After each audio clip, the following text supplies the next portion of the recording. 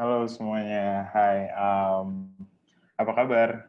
Eh, ini udah banyak banget nih yang udah join sekarang. Halo Clubbers, kita mulai aja sekarang. Selamat siang semuanya. Em, saya Fajri dari Club. Hari ini aku akan memandu sesi kalian di webinar Ready Set Rise. Sebelumnya, buat kalian yang pernah ke acara Club Fair, ini tuh sebenarnya mirip, tapi kita bikin lagi dengan nama Ready Set Rise. Dan webinar ini merupakan bagian dari event Ready Set Rise yang diselenggarakan oleh Club dan Growth Center by Kompas Gramedia. Nah, Klub itu sebenarnya apa sih? Nah, Klub itu sebenarnya suatu platform online yang bertujuan untuk membantu generasi muda Indonesia dalam mengembangkan diri dan karirnya. Sedangkan kalau Growth Center itu adalah bagian dari Kompas Gramedia yang terdiri dari praktisi di bidang HR yang membantu organisasi untuk berkembang dan bertumbuh bersama. Sebenarnya Ready Set Rise ini akan berjalan selama 4 hari. Nah, mulai dari tanggal 30 hari ini sampai 3 Oktober nanti. Tujuannya itu adalah untuk memberikan semangat buat kamu dalam menghadapi kegalauan dan kebingungan di situasi yang sebenarnya kurang jelas ya, dengan semuanya ada pandemi ini, jadi situasinya tuh nggak stabil, terus banyak yang nggak jelas juga, banyak yang bikin bingungin, apalagi bikin ambigu juga ada gitu.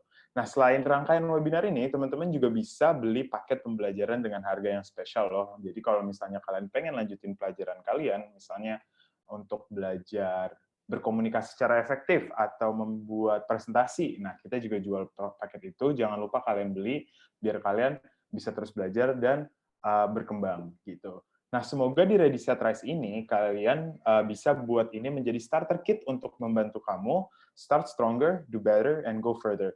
Bukan hanya dalam karir, tapi juga dalam kehidupan sehari-hari.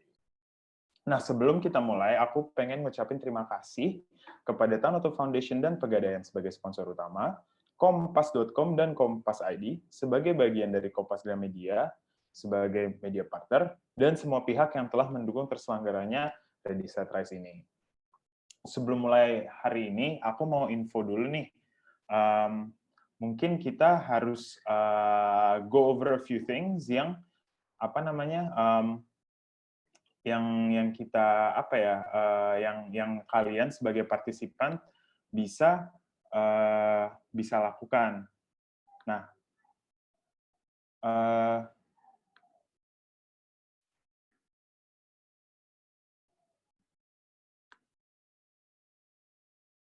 nah ini guys. Nah,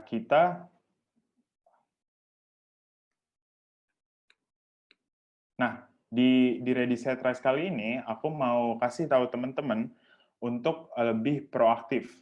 Nah, apa sih sebenarnya kalian tuh udah lihat kan ada 3 feature di bawah yang kalian lihat, ada raise hand, ada chat, dan ada Q&A.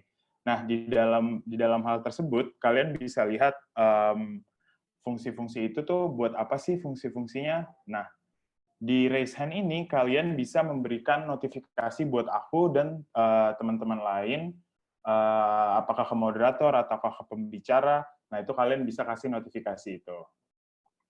Untuk di chat, kalian bisa banget menyapa satu sama lain.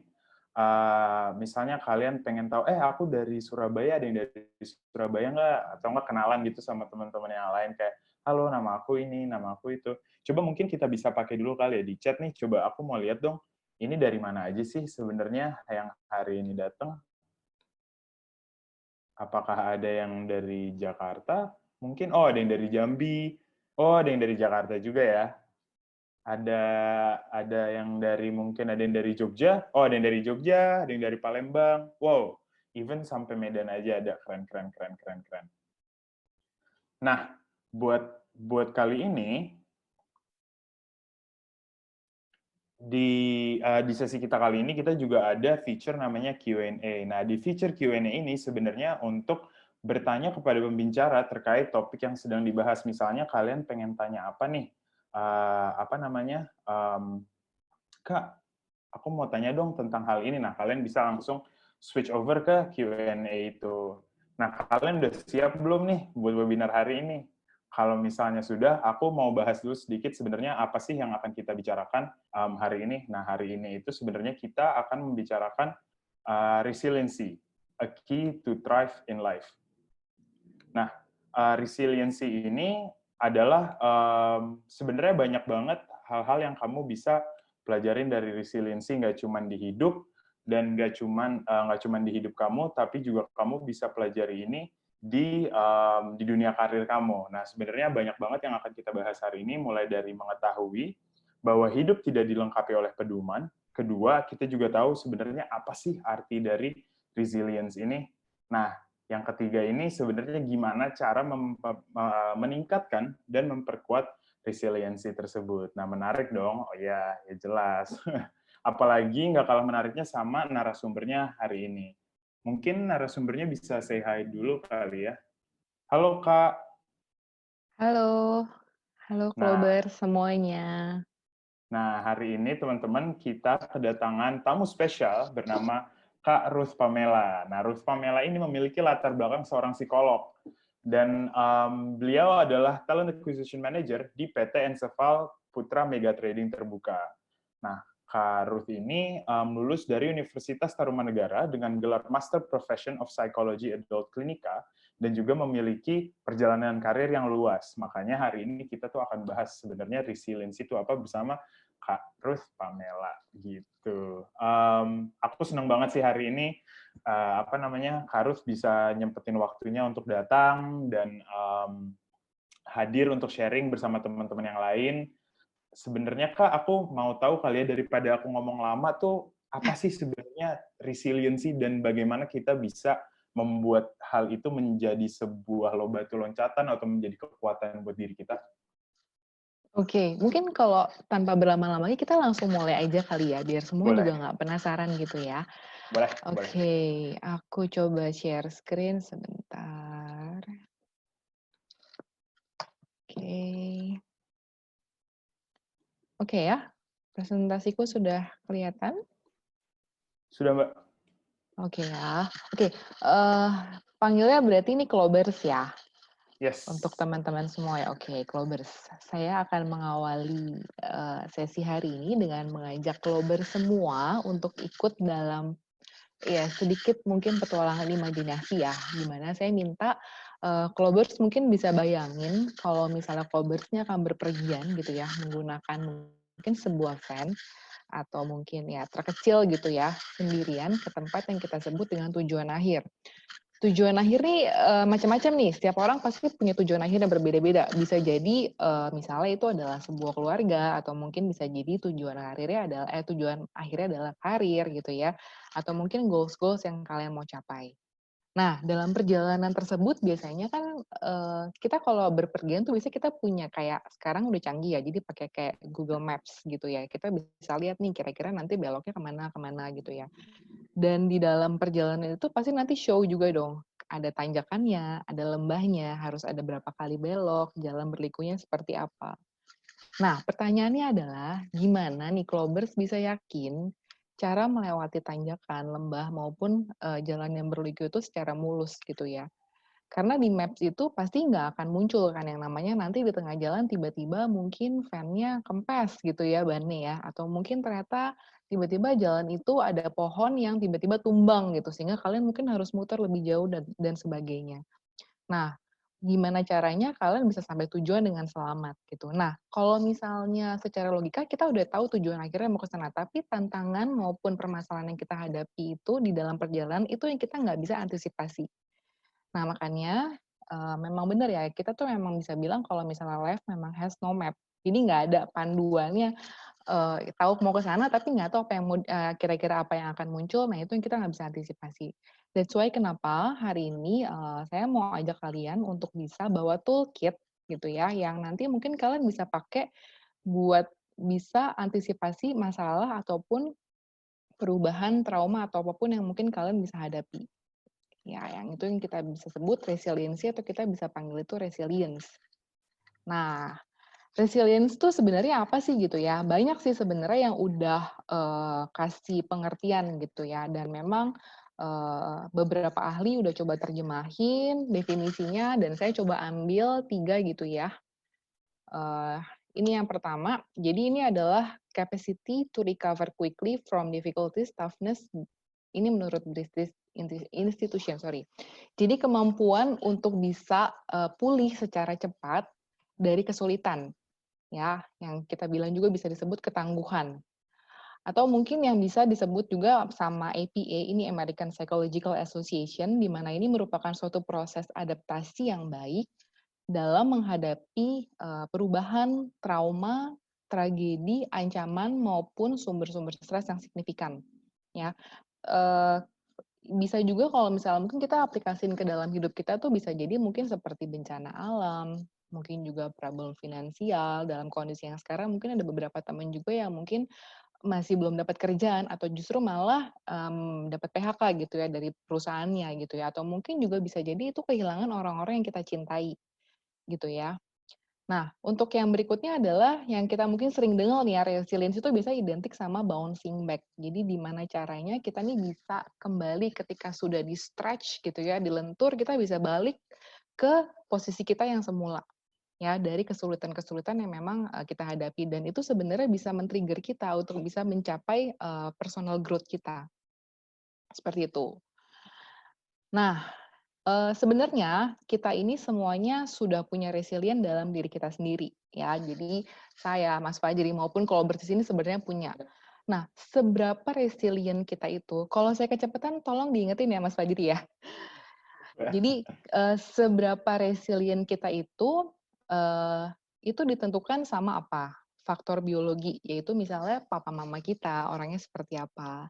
Kemudian kita nih dibesarkan dalam sosial kultur yang seperti apa, gimana cara orang tua kita membesarkan kita. Tentunya pasti akan berbeda dong ketika kita besar di Indonesia dengan budaya timur, dan mungkin ada teman-teman yang besar di sana dengan budaya barat. Beda nih kulturnya nih. Nah, hal itu yang menyebabkan individu satu dengan individu yang lain itu akan merespon secara berbeda ketika bertemu dengan masalah. Ya, let's say misalnya nih, kayak misalnya sekarang nih, kondisi misalnya pandemi. Kita pasti kalau yang udah kerja, ada yang namanya work from office, ada juga yang namanya work from home. For some people, WFH itu mungkin asik, ya udah deh gue bisa flexi time gitu ya. Gue nggak harus datang pagi, yang penting jam kerja gue tetap 8 jam. Tapi ada juga beberapa orang yang ngerasa itu adalah situasi yang stressful, di mana mungkin dia cuman yang biasanya bisa ketemu sama orang, yang dia mungkin bisa hahihi gitu ya. Ini dia cuma bisa di rumah gitu ya, nggak bisa kemana-mana gitu. Jadi setiap orang tuh memang akan punya respon-respon yang berbeda, seperti itu. Nah, kadang kita mungkin ngeliat nih ya, resilient, oh Kak ternyata dia ini ya jago ya, mungkin dia resilientnya bagus banget nih, kepribadian atau karakternya bagus nih. Nah yang teman-teman perlu tahu juga di sini sebenarnya resilient itu tuh sebenarnya bukan karakter semata-mata yang dimiliki oleh seseorang, ya. Tapi juga resilient itu tuh mencakup apa? Yang pertama adalah dari perilaku kita, behavior. Kemudian juga cara pemikiran kita, seperti apa. Dan juga aksi kita. Nah, good news-nya, resilient ini anyone can learn and develop intentionally. Jadi semua bisa belajar. Kalau ada yang ngerasa kayak, Kak, kayaknya aku nih cengeng banget gitu ya, ketemu masalah dikit gitu ya, udah langsung kayaknya langsung down banget gitu, banyak overthinking dan yang lainnya gitu ya. Nah, good news-nya di sini adalah, ini adalah toolkit yang memang kita bisa pelajari dan bawa dalam hidup kita. Ya, dan kenapa di sini aku bold khusus yang kalimat intentionally, karena memang harus diusahakan. Ya, jadi dengan sadar, dengan sengaja kita mau memang ngusahain numbuhin resiliensi kita ini. Contohnya simple, kayak misalnya nih, mungkin yang cowok-cowok suka nge-gym gitu ya, mau numbuhin otot gitu ya, building muscles. Nggak bisa kan otot itu tumbuh dalam ibaratnya cuma sekali pergi ke gym, semalam, besoknya Iya. udah langsung badannya gede. It's impossible gitu ya. Iya. Jadi, gimana caranya? Harus dengan sengaja. Dengan sengaja itu berarti ada usaha yang dilakukan. Contohnya apa misalnya? Kalau misalnya kalian mungkin nggak punya, peralatan gym gitu ya di rumah, ya kalian mungkin bisa apa? Daftar ke gym yang ya oke kita mungkin sekarang nggak bisa ya, ini kita memang ngomong maksudnya, ketika situasinya mungkin normal gitu ya. Kalian harus pergi ke gym, kalian daftar, kalian keluarkan uang, dan kalian harus latihan. Apakah latihannya cukup sehari, 2 hari? No. Bisa jadi mingguan, bisa jadi bulanan, bisa juga jadi misalnya tahunan gitu untuk bisa dapat, hasil yang efektif. Dan ketika sudah memang, ibaratnya punya, nggak mungkin kan tiba-tiba, "Udah nih badannya udah gede," ya udah gitu. Terus pasti kan tetap harus dilatih kan dengan konsisten. Nah, resilient tuh sama, itu juga ibaratnya kayak seperti membangun otot gitu ya, benar-benar harus benar-benar diusahakan, eee, s ibaratnya dilakukan dengan sengaja dan konsisten gitu, seperti itu. Nah, becoming resilient itu bukan berarti kita nggak ngerasain yang namanya stres atau kesulitan. Yang namanya manusia, ketika jantungnya masih berdetak gitu ya, coba masing-masing cek gitu ya, nadinya masih ada nggak nih gitu ya. Ya. Jadi selama jantungnya masih berdetak dengan kurva yang naik turun itu tetap pasti akan namanya ngalamin kesulitan. Ya, perubahan, tantangan tadi yang seperti saya sudah sebutkan di awal. Dan kenapa kita harus belajar toolkit ini? Resilient itu membantu kita untuk kita bisa mengalami dan mengatasi masalah yang kita hadapi yang sulit tadi. Gitu. Jadi dia bisa bantu. Bukan berarti kebal atau imun kita nggak punya masalah, enggak. Tapi dia bisa bantu untuk kita bisa ngelewatin itu semua. Kemudian juga bisa dorong kita untuk kita bisa makin bertumbuh dan makin improve gitu ya kualitas hidup kita gitu. Seperti itu. Nah, kemudian mungkin kita coba lihat ya, Kak, terus gimana nih caranya gitu bisa ibaratnya numbuhin nih resiliennya nih. Kalau misalnya sekarang saya nggak punya atau mungkin sekarang saya pengen bisa lebih baik lagi, saya pengen bisa lebih tangguh lagi gitu ya. Seperti apa sih? Nah, ini kita punya 5 step nih. Di sini ada gimana caranya kita bisa meningkatkan resiliensi kita. Yang pertama adalah kita harus build connection. Yang kedua, kita harus foster wellness. Yang ketiga adalah kita harus find purpose. Yang keempat adalah embrace healthy thoughts. And yang terakhir adalah seeking helps. Oke ya, tadi teman-teman boleh ingat ya ada 5 steps. Yang pertama adalah build connection. Nah, kalau misalnya ngomong build connection, ya ini pasti kita langsung ingat ya, koneksi gitu ya. Koneksi identik dengan relasi teman-teman kita gitu ya. Nah, ini juga yang harus dilakukan ketika kita yang meningkatkan resiliensi kita, di mana kita harus bisa menemukan orang-orang yang kita anggap kalau zaman now itu bilangnya support system ya. Ini loh support system gue gitu ya, bisa jadi geng, bisa jadi keluarga kita. Nah, ini penting bahwa kita harus bisa menemukan orang ataupun orang-orang yang bisa memvalidasi perasaan kita. Contohnya gimana? Dia bisa mengerti ketika kita dalam kondisi yang mungkin benar-benar kita sulit, atau mungkin kondisi yang kita lagi terpuruk, atau mungkin justru kondisi yang kita lagi happy gitu. Nggak harus selalu yang negatif, tapi dia bisa memvalidasi dan dia bisa memahami, oh gini loh kalau ternyata memang lagi sedih, gue ngerti kok apa yang lo alamin gitu loh, gue ngerti gitu. Jadi ini penting untuk bisa menemukan support system. Ya, support system ini tidak harus yang jumlahnya benar-benar besar. Itu bisa jadi cuma 1 orang gitu, atau mungkin bisa jadi ada 2 orang, atau mungkin juga bisa keluarga kita gitu ya, dan tidak harus punya hubungan darah, seperti itu. Nah, yang kedua dari build connection ini adalah gimana caranya kita bisa join di grup. Kenapa bilang join di grup? Karena biasanya nih ya, dengan kita connecting sama orang-orang yang mungkin ibaratnya punya kesamaan kondisi dengan kita, itu akan membuat kita merasa jadi tidak sendiri. Ya, sehingga itu akan membantu kita untuk bisa lebih aware, "Oh ya, jadi gue nggak sendirian loh, yuk bareng-bareng yuk." Jadi ada semacam apa ya, ada semacam, power gitu ya untuk kita bisa kayak bareng-bareng deh gitu, nggak sendirian. Karena ketika kalau misalnya emang bener-bener sendirian tuh pasti akan memang, untuk beberapa orang tuh ketika memang berat banget, itu bisa sampai efeknya sampai bener-bener berat gitu. Contohnya sampai isolasi diri, berakhir sampai depresi juga bisa juga sampai bunuh diri gitu. Jadi emang penting banget untuk kalian build connection untuk bisa temukan support system yang pertama, yang kedua adalah join dalam sebuah grup. Oke, yang berikutnya adalah foster wellness. Nah, di sini ini juga penting nih ya, wellness. Kalau wellness itu kira-kira mungkin orang identiknya kayak, oh ya sejahtera, oh ya makmur. Padahal sebenarnya kalau misalnya wellness di sini, itu arti katanya sendiri merupakan wellness itu adalah integrasi dari body, mind, and soul, ya. Jadi itu semua saling berhubungan, tubuh kita, jiwa kita, dan pikiran kita. Jiwa tuh mungkin lebih ke arah perasaan kali ya, gitu ya. Itu semuanya connecting. Nah, jadi ketika kalau misalnya teman-teman mungkin pernah yang ngerasain gini, kalian mungkin abis putus pacar mungkin gitu ya, ceritanya ya. pasti ya patah hati dong, sedih gitu kan Ya, ya. ya. Nah, pasti setelah itu apa yang ada? Kalian jadi pasti mood-nya nggak oke kan? Kalian jadi nggak mau makan. Terus kayak mungkin ada juga sampai yang berasa, aduh gue kayak sakit nih, gue kayak demam nih gitu ya. Atau mungkin emang males kemana-mana, terus pikirannya jadinya kalut dan yang lainnya. Begitu pula juga sama, ketika mungkin kita lagi drop, ini nanti akan saya jelaskan di poin selanjutnya, kita jadi pasti akan jauh lebih cepat nyerah gitu. Jadi nggak kondisinya nggak optimal, kita pasti jadi cepat banyak overthinking gitu ya. Mungkin lebih baper atau mungkin bisa jadi ya jadinya kayak ya udah nih gue nggak punya solusi gitu. Nah, kalau foster wellness sendiri ini dia punya 2 key point. Yang pertama adalah gimana kita harus take care your body. Ini sebenarnya kayak ya udah biasalah gitu ya self care. Tapi sebenarnya kita nggak boleh underestimate untuk hal yang satu ini. Kenapa? Karena sebenarnya ketika kita merawat diri kita sendiri, itu juga sebenarnya latihan buat kesehatan mental kita. Ya, dan jangan lupa juga kita masih juga punya proper nutrisi, tidur yang cukup, kemudian juga maksudnya minum air putih yang cukup gitu ya. Karena ketika memang kita memang bisa merawat diri kita, itu juga sebenarnya salah satu bagian untuk kita bisa meningkatkan resiliensi kita. Yang kedua adalah kita harus bisa practice mindfulness. Nah, mindfulness mungkin sekarang untuk kalau sekarang udah nggak terlalu asing ya gitu ya. Dimana sebenarnya mindfulness ini bisa yang namanya kembali menimbulkan harapan kita.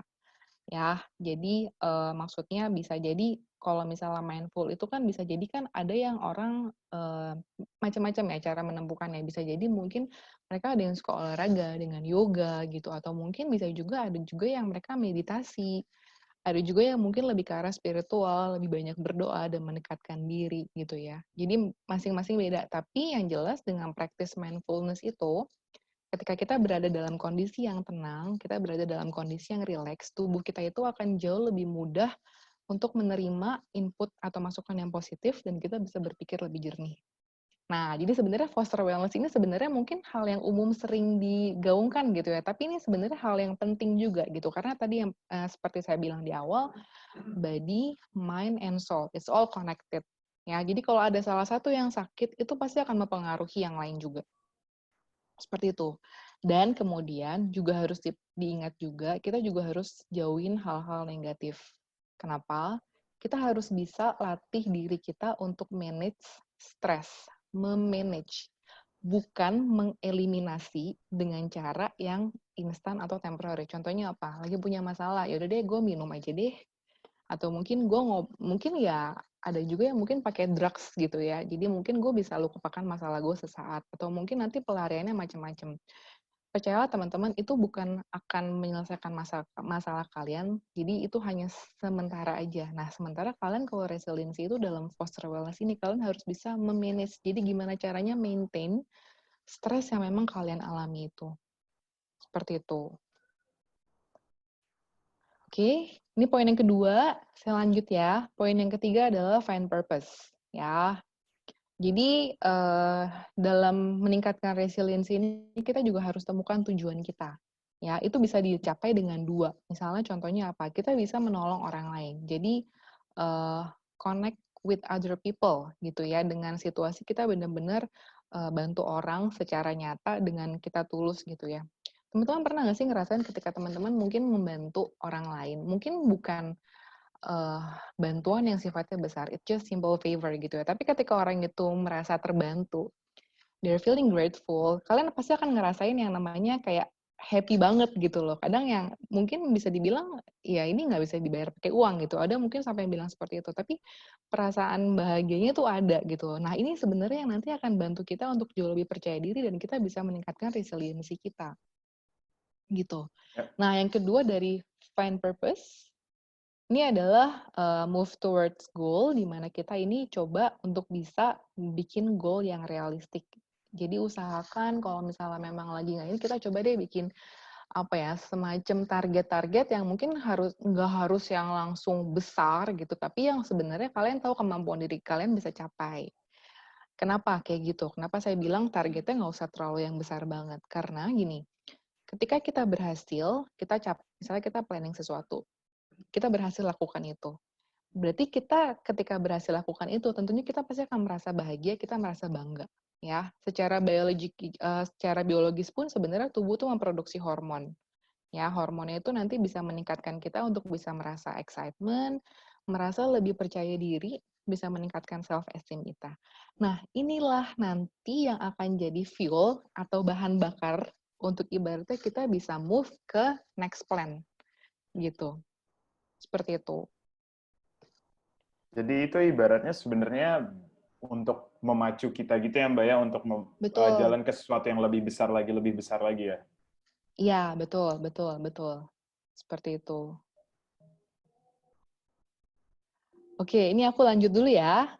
Iya, boleh Mbak. Yang berikutnya itu, yang keempat itu adalah embrace healthy thoughts. Nah, ini yang mungkin juga sering kali kita juga sudah dengar ya, gimana caranya tuh kita benar-benar bisa maintain yang namanya punya positive thinking gitu ya. Nah, ini ada 3 poin. Yang pertama adalah keep things in perspective. Dimana ini kalau bahasa gaulnya sekarang mungkin don't be too overthinking gitu ya. Kadang-kadang kan kalau misalnya sekarang tuh punya masalah tuh kayak dipikirinnya sampai bener-bener larut banget gitu ya. Sementara kita harus terbiasa untuk bisa coba ya realistik sih, cuman harus benar-benar bisa masukin tuh secara ibaratnya ya keep things in perspective gitu loh. Jangan maksudnya lari kemana-mana gitu.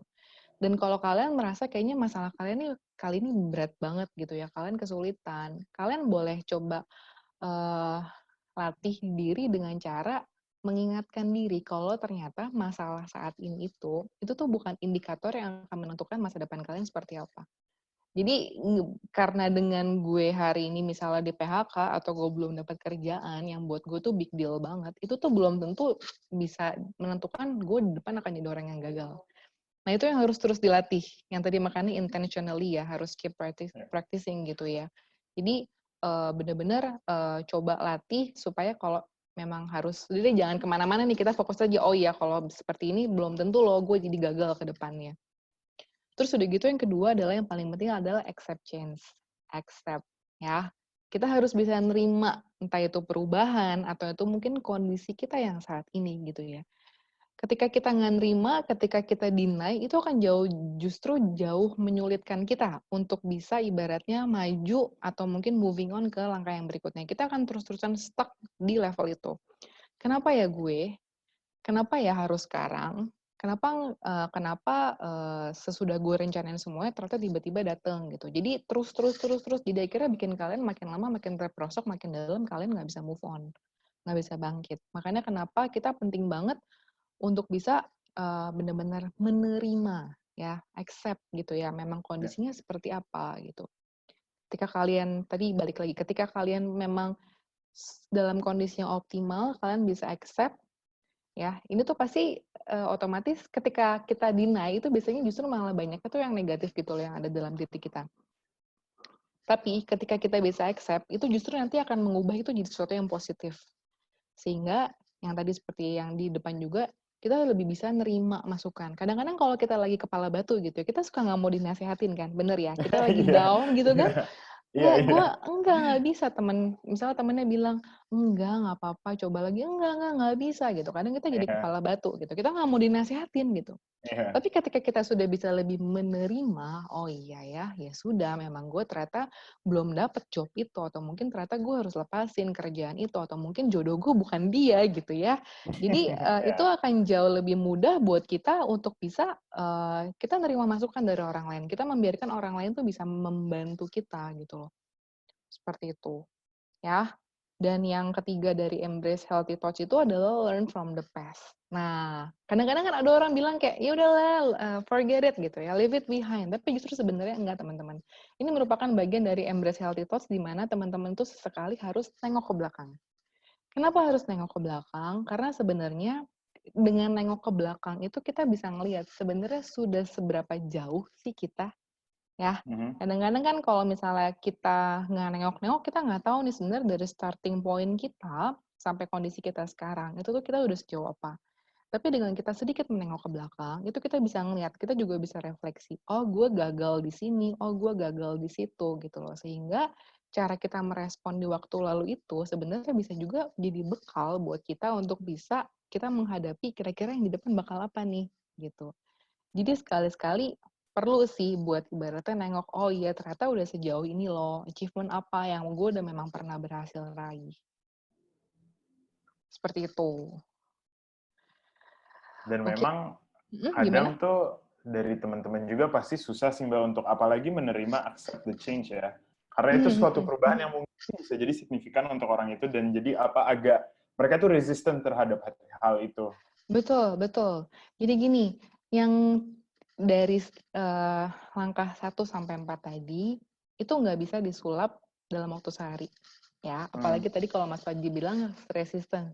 Itu kan karena ketika orang berada dalam kondisi yang bermasalah, apalagi berada dalam kondisi yang sangat down gitu ya, mungkin kehilangan orang yang dia sayang atau mungkin kehilangan pekerjaan atau seperti apa, mereka akan jauh lebih resisten. Dan accept change ini merupakan bukan hal yang mudah, saya akuin ya. Sehingga ini harus dilatih terus-menerus. Bisa jadi ada beberapa orang yang cepat, bisa jadi juga ada beberapa orang yang butuh tahunan gitu. Nah, seberapa kita mau cepat untuk bisa accept itu kan sebenarnya tergantung dari kita sendiri. Bener ya? Tapi Ya, memang betul. butuh latihan terus-menerus. Kalau misalnya ternyata hari ini belum bisa, ya it's okay. Tapi besok coba lagi, besok coba lagi, besok coba lagi sampai kalian benar-benar akhirnya bisa berhasil nerima, oh iya memang seperti ini loh gitu. Seperti itu sih. Jadi memang butuh latihan, butuh kesabaran juga betul untuk bisa benar-benar nerima gitu kondisi yang ada. Dan never give up ya Mbak ya. Ya betul, itu tetap harus sih never give up. Ya. Kalau misalnya emang kalian nyerah di tengah jalan, ya kalian nanti nggak sampai sama tujuan akhir kalian dong, yang tadi kalian di depan mau capai apa, Ya, betul. gitu ya. Ya. Oke, ada yang ingat nggak sih ini, tadi kan stepnya ada 5 ya, tapi saya ini cuma bahas 4. Yang kelima tadi ada yang tahu nggak sih apa kira-kira? Ayo mungkin Clovers di chat ada yang tahu nggak tuh step kelima apa? Atau mungkin bisa di raise hand, ada yang tahu nggak step kelima apa? Oh ini ada nih satu orang yang raise hand dia. Oke. Dia tahu. Oh ada yang jawab nih Mbak Fakhri Ivan Alfiansyah, seeking helps. Oke, that's right, benar, seeking helps. Jadi saya memang sengaja nggak munculin karena gini, setiap orang itu pasti bisa merespon secara berbeda-beda ya. Dalam artian bisa jadi yang satu oke banget gitu ya ngadepin situasi yang A, ternyata tapi yang satu lagi dengan situasi yang sama ngadepinnya beda. Kalau ternyata orang itu tidak bisa menggunakan apa yang ada dalam diri dia dengan kemampuan tadi yang 1 sampai 4, itu berarti dia intinya adalah butuh bantuan profesional. Ya, bantuan profesional di sini dalam artian ya mungkin tentang mental dan kesehatan ya saya mungkin akan refer ke psikologis gitu ya. Jadi kalau memang ternyata memang sudah merasa benar-benar tidak bisa gitu ya dengan kemampuan dan ibaratnya nggak bisa gitu ya. Ya teman-teman jangan ragu dan jangan malu buat datang ke psikologis.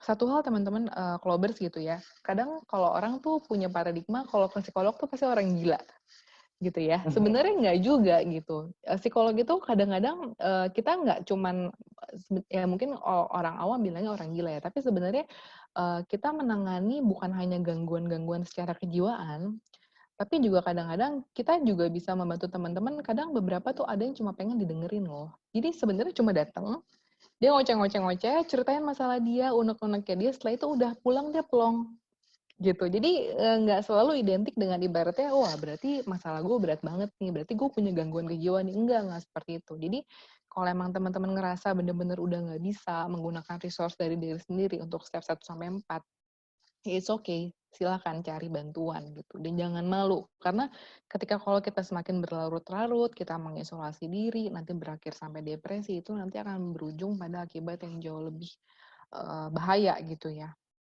Seperti itu sih. Nah, itu tadi 5 steps gitu ya, kurang lebih gimana caranya kita bisa ningkatin resiliensi. Nah, saya mungkin akan tutup dengan sedikit ilustrasi nih ya. Kita mungkin yang lagi deket banget sama kita, mungkin saya akan bahas yang umum adalah pandemi COVID, yang dimana semuanya ini kena dampak ya. Seperti itu. Jadi kita ibaratkan di sini adalah resilience sebagai balancing skill gitu ya, dimana ini memang ada negative outcomes-nya, ada negative outcomes-nya gitu ya. Terus udah gitu juga ada positive outcomes-nya. Kemudian di sini ada yang namanya fulcrum gitu ya, ibaratnya titik poinnya gitu, titik timbang tengahnya. Nah, kita bisa ibaratnya menyikapinya dengan 3 cara. Ya, nanti saya akan share gimana 3 caranya nih. Nah, coba kita lihat dulu teman-teman ya. Negative outcomes-nya tuh teman-teman yang bisa nilai sendiri. Sebenarnya yang jadi negative outcomes itu di hidupku itu seperti apa gitu ya.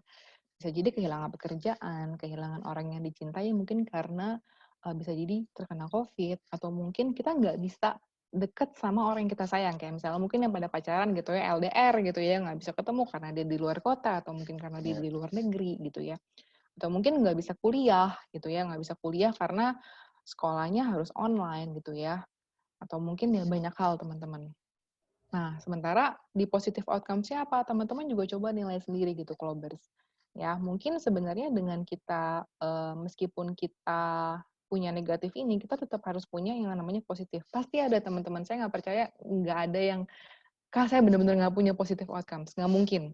Ya, tetap pasti ada hal-hal yang kita bisa syukuri gitu ya. Contohnya misalnya apa, teman-teman di sini mungkin masih punya ibaratnya tempat untuk bernaung gitu ya. Teman-teman nggak tidur di jalanan, mungkin itu sebenarnya hal yang harus kita patut syukuri juga kan.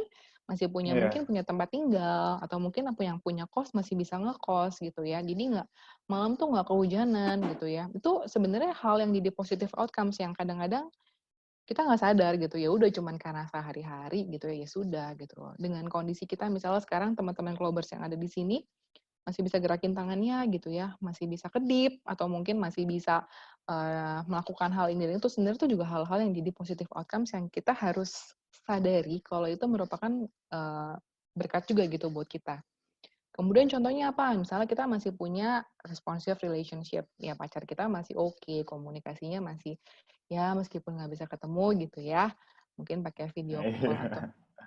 gitu kan ya, atau mungkin ada Iya. unemployment benefits gitu ya, misalnya teman-teman ya sorry mungkin teman-teman kehilangan pekerjaan, tapi mungkin dapat kompensasi dari perusahaan yang nanti mungkin teman-teman bisa pakai itu untuk melakukan hal lain gitu ya, seperti itu. Nah, caranya gimana? Ini ada 3. Yang pertama adalah teman-teman harus reducing sources of stress. Ini lihat ya, ini agak dia ini ya, dia agak apa namanya, miringnya ke kiri ya, lebih ke arah negative Iya. outcomes. Caranya gimana supaya balance? Teman-teman harus kurangin, diangkat bebannya ya. Entah itu yang mana terserah, yang teman-teman ngerasa itu bisa let go, itu dikurangin. Entah itu kalian mungkin merelakan, ya oke, mungkin ada orang yang kalian cintai yang mungkin meninggal, yang mungkin ya mungkin kalian belajar untuk merelakan. Nggak harus sekarang, saya nggak bilang kayak sekarang gitu ya, enggak, karena tadi butuh waktu. Setiap orang butuh waktu dan prosesnya berbeda-beda. Nah, ini diangkat gitu, atau mungkin kalian juga mulai bisa menerima, ya sudah, memang saya nggak mungkin jodoh dan karir saya bukan di PT X gitu ya, mungkin kalian kerjaan, seperti itu. Jadi, yang pertama caranya adalah reducing sources of stress. Nah, yang kedua adalah jadi tadi yang pertama adalah unload negative load, yang kedua adalah teman-teman bisa yang namanya, ini tadi udah keangkat nih ya teman-teman ya, ini keangkat udah jadi lebih balance, juga bisa load up the positive load. Supaya makin ibaratnya makin condongnya lebih ke arah positive outcomes. Ya, ini bisa ditambahin nih kira-kira apa sih yang bisa kita syukuri gitu ya, apa yang kita sebenarnya masih bisa anggap itu jadi penyemangat hidup kita gitu loh ya. Paling simpel adalah teman-teman bisa bikin list sebenarnya kalau misalnya mau, kalau mungkin beberapa susah membayangkan, teman-teman bikin list aja kira-kira apa sih sebenarnya yang masih gue bisa syukurin yang Tuhan masih kasih sampai sekarang gitu. Ya itu yang sebenarnya nanti akan ibaratnya membuat kita jauh lebih lihat sebenarnya positive outcomes-nya tuh lebih banyak loh dibanding negative outcomes-nya. Seperti itu. Nah, dan cara yang terakhir adalah ini, fulcrum-nya. Jadi memang kita harus menguatkan, jadi kan sebenarnya fulcrum ini bisa digeser teman-teman. Kita mau bikin dia lebih condong ke arah mana. Jadi menguatkan ibaratnya core life skills kita. Nah, manusia itu punya yang namanya executive function yang dimana kita tuh sebenarnya butuh untuk bisa apa ya bahasanya ya, spend the energy gitu to doing something gitu ya. Kayak misalnya awalnya kita bisa nih ya jalan-jalan, terus mungkin kita bisa shopping. Kadang-kadang kan ada orang yang kayak kalau belanja tuh tetap lebih suka lihat gitu ya. Mungkin kalau misalnya saya nih gitu ya, Iya. kadang-kadang ada beberapa hal yang menurut saya lebih suka kayak shopping, mungkin grocery saya tetap pergi ke supermarket gitu misalnya gitu. Tapi kan sekarang nggak bisa gitu ya, kita menjaga diri kita. Nah, ketika kita tidak bisa melakukan hal itu sebenarnya bikin kita jadi stres. Sehingga kita harus spend energi kita untuk bisa kita salurkan ke hal-hal yang lain gitu ya. Entah itu mungkin yang sekarang mungkin nggak ketemu sama, orang yang dekat yang mungkin bisa video call atau mungkin misalnya kita lebih banyak mungkin waktu kita di rumah dan kita mungkin misalnya unemployment. Coba gunakan energi itu untuk mungkin bisa jadi create plan sesuai dengan strength-nya masing-masing teman-teman. Mungkin kita bisa create plans yang mungkin entah itu bangun bisnis, atau mungkin bikin opportunity apa, gitu. Nah, itu yang dikuatin sehingga nanti kita bisa geser fulcrum-nya itu kira-kira lebih mau ke arah kiri, kayaknya nggak ada yang mau ya ke arah kiri ya, tentunya ke arah kanan, teman-teman. Iya. Seperti itu. Oke, mungkin sharing-ku itu aja sih dari, tentang resiliency, gitu. Aku balikin Wah, ke Mas Fajri ya. sebenarnya ini keren banget sih Mbak, dan ini juga apa namanya, apalagi di masa-masa yang seperti ini ya, nggak jelas dan maksudnya kita juga ada orang yang jobless kanan kiri, terus income-nya ada Yes. yang dipotong, jadi memang sangat membutuhkan menurutku memang sangat membutuhkan resiliensi ini sih gitu. Dan sebenarnya ini menarik banget ya penjelasan Mhm. dari Kak Ruth ini, dan udah banyak juga nih Kak yang bertanya-tanya tentang apa namanya, tentang materi untuk hari ini sih gitu. Nah, Oke, monggo silahkan. ada salah satu pertanyaan dari dari Bonaventura Doni Setiawan. Dia bertanya, selamat sore, saya mau bertanya, apakah rasa bersyukur itu dibutuhkan dalam masa pandemi untuk menjaga kebahagiaan? Oke, jawabannya sangat. Jawabannya Kenapa tuh Mbak? sangat. Karena dengan rasa bersyukur itu, kita bisa ibaratnya menghayati bahwa kita nih, apa ya, kita masih punya, eee, sesuatu yang sebenarnya tuh kaitannya gini teman-teman, kalau misalnya kita bersyukur, misalnya kita punya sesuatu yang bisa jadi, itu tuh nggak dimilikin sama orang lain.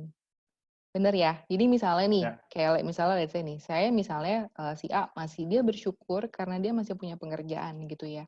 Yang mungkin sebenarnya hal itu tidak dimiliki dan tidak diberikan kepada si B gitu.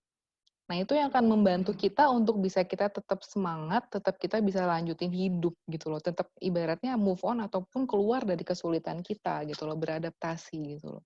Jadi jawabannya tetap kita butuh banget tetap punya rasa bersyukur, Nah, itu gitu. semoga buat Bonaventura jawabannya terjawab ya. Ini juga ada Kak salah satu pertanyaan yang menarik, yaitu selamat sore Kak Ruth, saya ingin bertanya mengenai perkataan Kakak soal maintaining stress dan menghindari negativity. Namun sekarang ini kita tidak bisa menghindar dari negatif news, apalagi di media, di sosial media maupun di elektronik ya, di news kita juga lihat mungkin banyak negatif-negatif info atau negatif-negatif news gitu. Nah, gimana sih Kak sebenarnya kita bisa menghindar dari hal-hal tersebut? Oke, kadang ada hal-hal yang sebenarnya kita bisa hindari dan ada hal-hal yang kita tidak bisa hindari. Dalam hal ini adalah mungkin kontrol, ya. Kayak misalnya, kalau pernah naik perahu gitu ya, mungkin teman-teman juga udah sering dengar quotes ini ya. Kita nggak bisa mau ngarahin anginnya kemana gitu ya, tapi kita bisa adjust dong, ibaratnya layar kita supaya kita bisa bergerak sesuai dengan tujuan yang kita mau. Dalam hal ini, kita memang nggak bisa merem gitu ya, mau kita nggak buka media pun pasti entar teman ada yang cerita gitu, angkanya udah segini gitu ya. Atau mungkin lihat misalnya dengar di radio gitu, mau seberapa kita menutup mata pun pasti kita tetap mungkin tetap bisa denger gitu ya, yang input-input negatif. Yang harus kita lakukan adalah apa? Kita kontrol diri kita sendiri. Kita nggak bisa kontrol situasi di luar sana, tapi kita bisa kontrol diri kita sendiri dan pikiran kita. Gimana caranya untuk bisa menanggapi itu, bukan sebagai saya nggak bilang itu suatu hal yang positif ya, enggak, karena kita itu memang pandemi buat semuanya. Tapi gimana caranya kita bisa meregulasi diri kita untuk bisa berpikir, ya ya sudah gitu loh, memang ternyata kondisinya memang seperti itu. Apa yang harus bisa saya lakukan untuk saya bisa keep moving on, lanjutin hidup dan nggak cuma, maksudnya nggak terus-terusan stres gitu. Aduh gimana nih, takut ini, takut itu gitu kan. Kita juga dikasih, ibaratnya kita juga dikasih hikmat kan dengan kita, mungkin kita diingatkan untuk sering cuci tangan, minum vitamin gitu ya, jaga kesehatan, pakai masker gitu. Jadi yang kita lakukan adalah mengkontrol diri kita dan mengontrol pikiran kita, karena kita nggak bisa kontrol situasi di luar sana. Dan ini menjadi mungkin salah satu obstacle yang terberat ya Mbak ya, apalagi dengan adanya media sosial yang kita sering lihat apakah komen-komen negatif atau berita-berita negatif ya sebenarnya. Iya, betul betul betul. Ya, dan balik lagi tetap latihan. Kita harus bisa latihan Ya. positif gitu ya, bener-bener latihan tiap hari tiap hari. Jadi kalau misalnya let's say ternyata hari ini belum berhasil, ya it's okay, besok coba lagi gitu, sampai bener-bener bisa gitu. Gitu sih. Nah, ini juga ada ini sih Mbak, pertanyaan dari Sarah Rizky Nabila. Nah, ini menurutku pertanyaan yang cukup menarik. Aku bacain ya Kak ya. Halo Kak Silakan. Ruth, gimana ya Kak kalau kita sekarang sebenarnya lagi ngerasa demotivated banget. Jadi nggak excited kalau ada apapun yang baru atau kita menghadapi hal-hal yang lain. Mau seeking help juga, kita nggak punya waktu karena ada beberapa hal yang kita tidak bisa lewatkan seperti pekerjaan sekolah atau mungkin karena memang kita sedang ada banyak project. Aku tipikal yang overthinking banget, jadi nggak mungkin aku skip kerjaan aku. Nah, itu gimana sih, Kak? Ada saran nggak kira-kira? Oke, kalau misalnya sebenarnya yang paling efektif adalah kan, bisa dilihat di sini, ini kalau coba aku simpulkan sedikit ya, berarti kan memang Sarah nih, harus kerja gitu ya, memang nggak bisa skip. Tapi apakah gini Sarah, apakah dalam 7 hari itu kamu benar-benar harus 24 jam, 7 hari seminggu gitu? Kayaknya mungkin ada juga pasti waktu break, meskipun itu mungkin nggak yang sebesar atau seluas yang diharapkan gitu ya. Biasanya kalau overthinking tuh suka gitu, idealnya gitu ya, idealnya harusnya mungkin one day gitu ya, pergi pergi ke pulau sama teman-teman atau gimana gitu. Sebenarnya yang paling simpel adalah, yang bisa dilakukan gitu dalam kondisi seperti ini adalah kamu harus tetap bisa punya break dari rutinitas kamu, ya. Karena sebenarnya dengan selama kamu masih punya mindset, "Aduh kayaknya udah demotivated, tapi tetap gue harus keep going ngerjain kerjaan gue," gitu ya. Tapi, tetap harus punya waktu di mana caranya bisa break, entah itu sebentar, entah itu mungkin kamu bisa atur gimana caranya tetap break sehingga kamu bisa keluar dari rutinitas itu. Nah, kamu juga punya PR harus cari nih, kira-kira sebenarnya apa yang bisa, bantu. Kalau misalnya cara kemarin mungkin biasanya dengan hangout sama temen atau mungkin ngobrol, kalau ternyata itu dicoba lagi nggak berhasil, mungkin coba temukan cara-cara baru yang menurut kamu itu bisa bikin dan pancing excitement kamu kembali gitu. Tapi tetap harusnya sih kalau, menurut saya mungkin dari 24 jam 7 hari seminggu pasti tetap ada dong waktu break-nya, mungkin meskipun sebentar gitu ya. Dan tidak ideal, tapi intinya adalah harus bisa punya waktu untuk bisa break dari rutinitas itu sih, gitu. Berarti memang sebenarnya mencari options yang baru ya Mbak untuk keluar dari rutinitas kita yang sebelumnya Ya, ya. Berarti betul. menemukan creative outlet gitulah ya.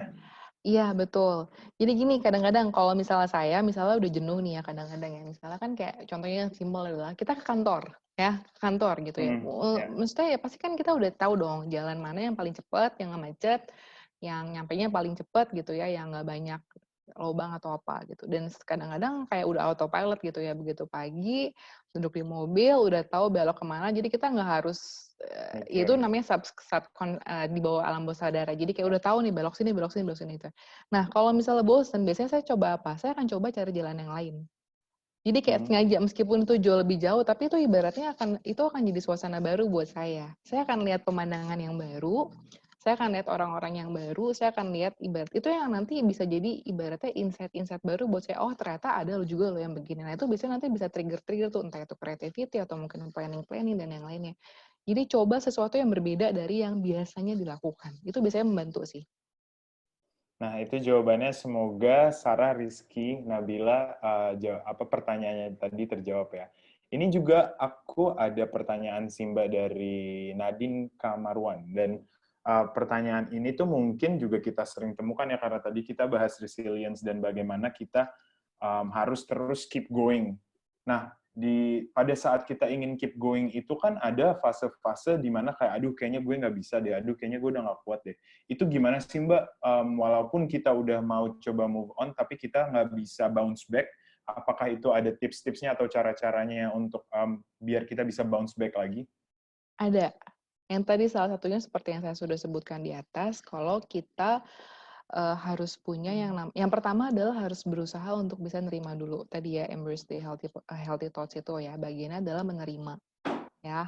Yang kedua, kalau ngerasa udah mentok banget, kamu harus cari support system kamu, ya. Ketika sudah bisa menerima gitu ya, udah gitu punya support system gitu ya, cari misalnya teman-teman yang emang bisa memvalidasi perasaan kamu gitu. Kalau misalnya kamu nasehatin gitu ya sama teman kamu, dikasih input positif dan ternyata kamu masih resisten, itu berarti bisa jadi kamu belum nerima perubahannya atau mungkin apapun itu yang kamu rasain. Jadi yang pertama step-nya adalah kamu harus bisa accept dulu. Artinya ketika kamu accept, kamu bisa nerima gitu. Karena ketika kita dalam tahap yang resisten, itu mau gimana pun pasti mental dan akhirnya jadi ngerasa kayak ini udah nggak bisa nih gitu.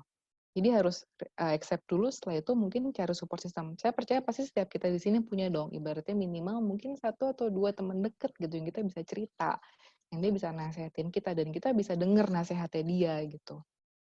Seperti itu Nah, sih. semoga itu juga terjawab buat Nadine, Nadine Kamarwan. Dan ini juga sebenarnya ada Mbak yang mungkin nggak semua dari kita mengalami, tapi memang ada beberapa yang mengalami. Ini pertanyaannya dari Lutfia Yumna Naufa. Kak mau bertanya, bagaimana jika lingkungan kerja saya toksik, namun di sisi lain susah untuk mencari kerjaan baru karena masa pandemik seperti ini? Apa yang harus saya lakukan? Apakah resign tetap menjadi pilihan yang terbaik, atau saya stay aja karena ini sudah mencakup mental health seperti itu? Kalau misalnya kaitannya sudah mencakup mental health, sebenarnya saya sarankan, tapi kamu harus punya planning ya, dalam artian gini, kita yang bisa mengukur nih kemampuan kita sendiri nih. Kalau misalnya kita dengan kondisi yang seperti ini, memang sebaiknya kita tetap pada pekerjaan kita, karena kita nggak tahu ya kondisi ke depannya gimana. Kemudian kita bisa dapat kerjaan nggak yang stabil gitu ya. Kalau diterima di kerjaan baru, apakah nanti kita juga lolos probation dan yang selainnya gitu ya. Tapi kalau misalnya sudah ngomong mencakup mental health, menurut saya adalah yang pertama kamu harus seeking help dulu nih. Kalau kamu ngerasa support system dan ibarat teman-teman kamu mungkin tidak bisa membantu kamu, otomatis cobalah konsul dengan yang namanya profesional gitu ya. Dalam hal ini adalah psikologis gitu. Dan kalau misalnya kamu benar-benar sudah merasa tidak bisa, ya berarti mungkin sebaiknya memang kamu bisa cari sambil ngelamar-ngelamar gitu ya pekerjaan lain backup-nya gitu loh. Seperti itu. Jadi tetap mungkin kalau memang udah nggak tahan cari bantuan dan mungkin resign, tapi juga tetap harus punya planning nih setelah ini mau apa gitu. Jangan sampai akhirnya kamu juga jadi jobless dan akhirnya apa namanya, kamu nggak ada penghasilan gitu. Tapi kalau misalnya ternyata kamu ngerasa, oke Kak, bisa nih Kak, mungkin saya punya tabungan yang cukup nih, ibaratnya memadai sampai nanti mungkin saya bisa dapat kerjaan saya berikutnya, ya itu juga nggak apa-apa gitu. Tapi kalau misalnya sudah mencakup kesehatan mental sih menurut saya kamu perlu cari bantuan ya gitu. Seperti itu sih. Dan ini juga Mbak sebenarnya ini mencakup ini kita sebenarnya juga bisa ya ngomongin, karena kita ngomongin mental health, kan tadi salah satu tips yang diberikan sama Kak Ruth itu adalah untuk mencari support system ya. Yes.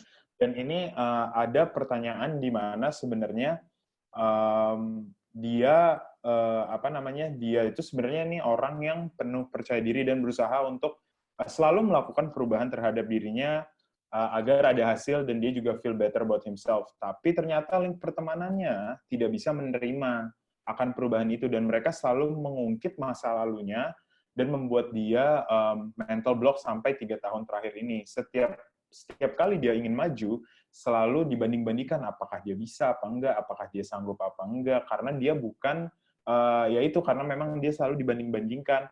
Nah itu ada nggak sih cara-caranya untuk apakah mungkin keluar dari lingkungan itu atau menemukan alternatif lain? Apakah ada Oke. caranya, Kak?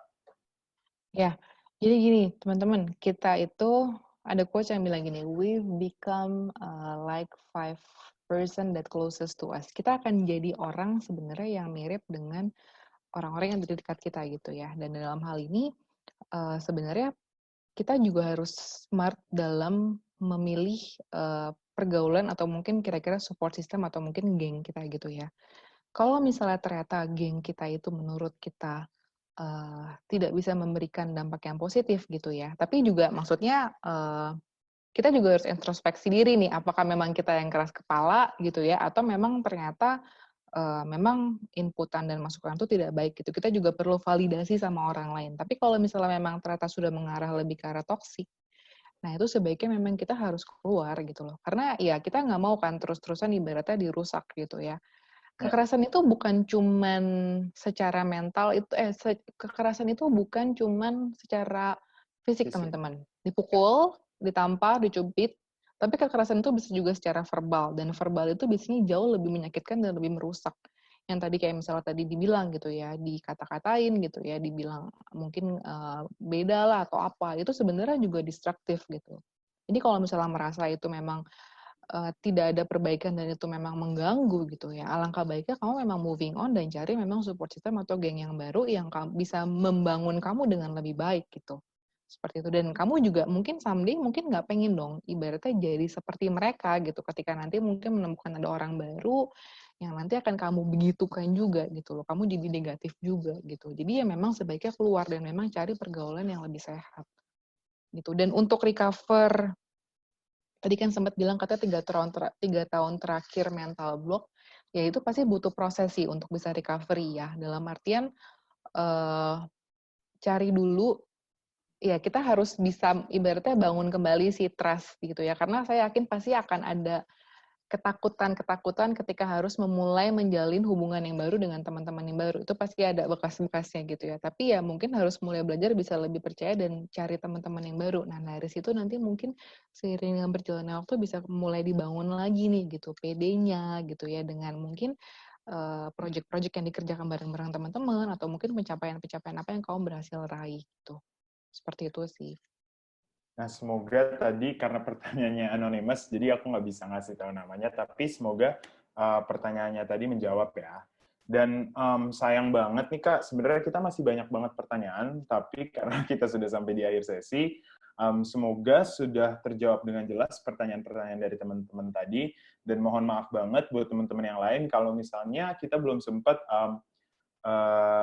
menjawab pertanyaan-pertanyaan dari teman-teman karena keterbatasan waktu gitu. Tapi semoga materi-materi yang sudah dibawakan oleh Kak Ruth ini bermanfaat banget buat kalian dan bisa selalu kalian gunakan di depannya gitu. Berhubung sebenarnya waktu kita udah hampir habis nih, maka aku juga harus menyelesaikan diskusi dengan Kak Ruth hari ini. Terima kasih banget Thank Kak Ruth you. sudah memberikan insight yang menarik.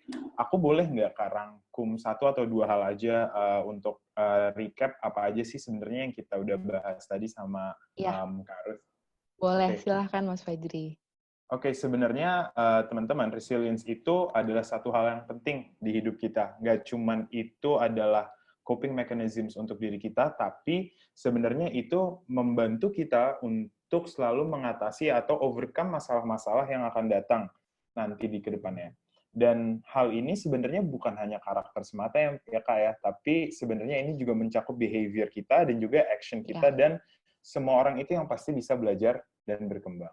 Tadi iya kita betul. juga udah membahas 5 steps of resilience, yaitu build connection, untuk selalu menemukan support system kalian, dan selalu mencari teman-teman untuk kalian merasa tidak sendirian. Lalu yang kedua adalah foster wellness, untuk men-taking care of your body, dan juga kita harus practice mindfulness.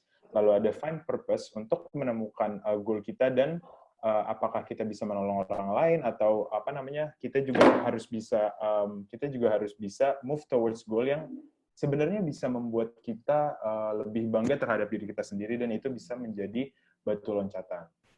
Lalu ada embrace healthy thoughts, di mana kita juga harus selalu berpikir positif dan tidak terlalu overthink ya Kak ya. Yes, Dan salah betul. satu yang menurutku pribadi sih yang cukup penting itu adalah kita harus belajar untuk accept the change dan learn from the past. Gitu. Yang terakhir ada seeking help. apakah itu nanti dari teman-teman kalian atau mungkin dari secara klinis. Nah, kalian itu juga salah satu 5 steps of resilience.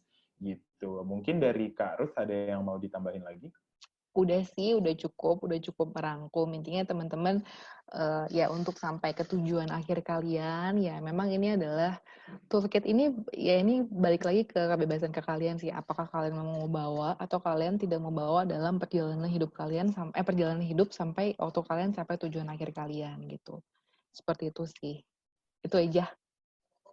Nah, terima kasih banget buat sharingnya hari ini Kak Ruth, dan semoga teman-teman mendapatkan ilmu yang banyak banget nih dari Kak Ruth juga.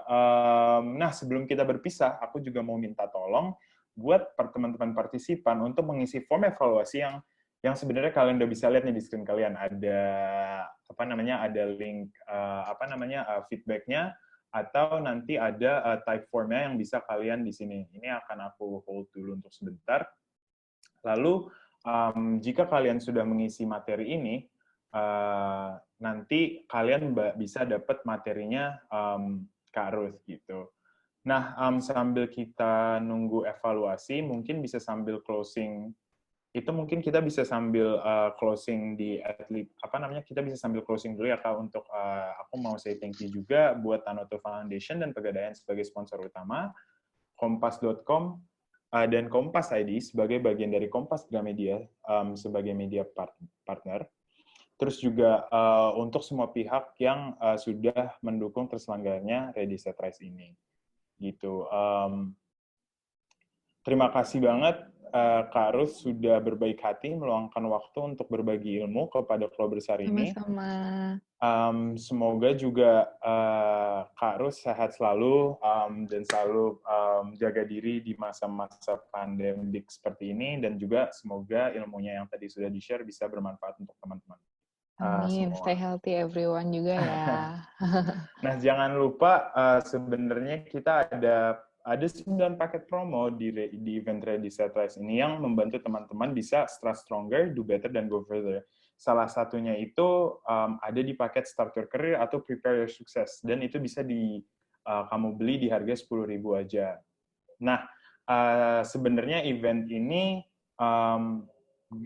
akan masih akan ada sampai nanti tanggal 3 Oktober. Jadi jangan sampai kelewatan sesi-sesi yang lain, karena masih banyak banget nih ilmu-ilmu dan insight-insight yang kalian bisa pelajari. Nah, sebenarnya untuk hari ini tuh kita juga masih banyak banget Kak sesi-sesinya. Jadi mungkin teman-teman ingin join sesi-sesi yang lain, nah kita masih banyak banget nih sebenarnya.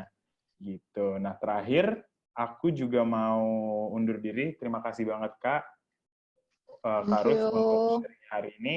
Dan aku Fajri pamit undur diri. You start stronger, do better, and go further. Bye guys.